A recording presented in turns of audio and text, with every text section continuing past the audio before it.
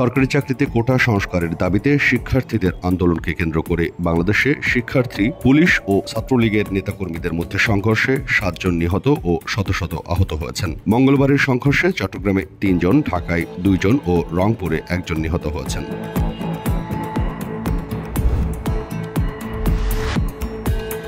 বাংলাদেশের চলমান কোটা সংস্কার আন্দোলনের সহিংসতার প্রেক্ষিতে দেশের সকল স্কুল, কলেজ এবং বিশ্ববিদ্যালয় অনির্দিষ্টকালের জন্য বন্ধ ঘোষণা করেছে কর্তৃপক্ষ।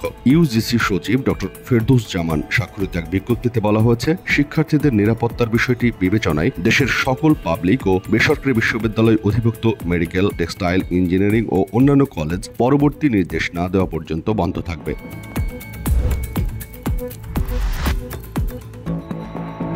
হত্যাচেষ্টার 2 দিন পর এক কানে ব্যান্ডেজ বেঁধে মিলওয়াকিতে রিপাবলিকান ন্যাশনাল কনভেনশনে জনসম্মুখে হাজির হন ডোনাল্ড ট্রাম্প। সেখানে উপস্থিত সমর্থকদের কাছ থেকে উচ্ছ্বসিত অভ্যর্থনা পান তিনি। মিলওয়াকির কনভেনশন অ্যারেনায় মুষ্টিবদ্ধ হাত উঁচিয়ে দর্শকদের হর্ষধ্বনির জবাব দেন ডোনাল্ড ট্রাম্প।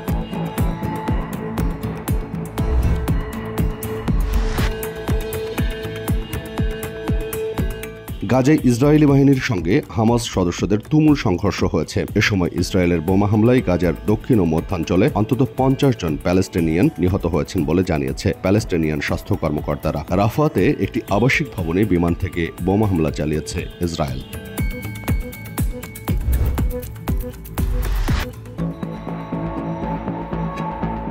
গুগলের মূল কোম্পানি অ্যালফাবেট $23 বিলিয়ন ইউজ নামের নতুন একটি স্টার্টআপ কেনার জন্য আলোচনা চালিয়ে যাচ্ছে। ইউজ সাধারণত ক্লাউড কম্পিউটিং এর জন্য সাইবার সিকিউরিটি সফটওয়্যার তৈরি করে থাকে। এটি কিনে নেওয়ার সিদ্ধান্ত টেক জায়ান্ট গুগলের ইতিহাসে সবচেয়ে বড় অধিগ্রহণের ঘটনা হতে যাচ্ছে।